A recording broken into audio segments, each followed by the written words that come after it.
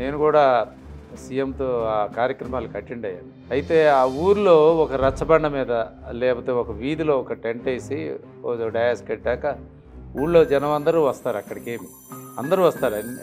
పార్టీలు ఇవన్నీ ఏ సంబంధం ఉండదు, ఊరి జనం వస్తారు.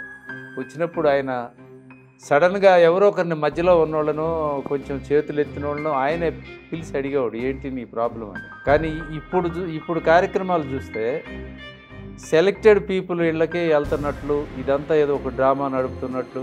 ఎందుకంటే ఇప్పుడు సోషల్ మీడియా కూడా యాక్టివ్ అయిపోయింది. ఇప్పుడు కొంత దుష్ప్రచారం కూడా జరుగుతుంది. ఇప్పుడు ఆయనకి ఎంత ప్రచారం చేసుకుంటున్నారో మరి దీనికి ఏదైనా వెనక ఈయనకి ఎవరైనా ఉండి ప్రోగ్రామ్ డిజైన్ చేస్తున్నారా? ఇది మన పార్టీ ఆఫీస్లో 3వ ఫ్లోర్లో డిజైన్ చేసిన ప్రోగ్రాంలు. అది కాదు, కన్సల్టెన్సీస్ ఎవరన్నా అదే ఉన్నారు కదా మనకి పార్టీ ఆఫీస్లో 3rd ఫ్లోర్లో ఒక టీం ఉంటుంది. ఆ టీము ముఖ్యమంత్రిని ఎలా నడిపిస్తుండేది వాళ్ళు.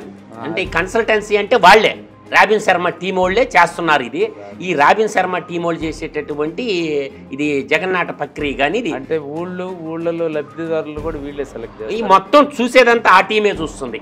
చీఫ్ మినిస్టర్ యొక్క ప్రోగ్రాన్ని డిజైన్ చేసేది వాళ్ళే, సీఎం ఆఫీస్ కాదు. ఈ ప్రోగ్రాన్ని వీళ్ళు ఒక డిజైన్ చేసుకుంటారు, అది సీఎం ఆఫీస్కి పంపిస్తారు, దాన్ని వాళ్ళు ఇంప్లిమెంటేషన్ చేస్తారు. ఇది పార్టీ ఆఫీస్లో 3rd ఫ్లోర్లో కూర్చున్నటువంటి కొంతమంది చేస్తున్నటువంటి జగన్నాటక ప్రక్రియ.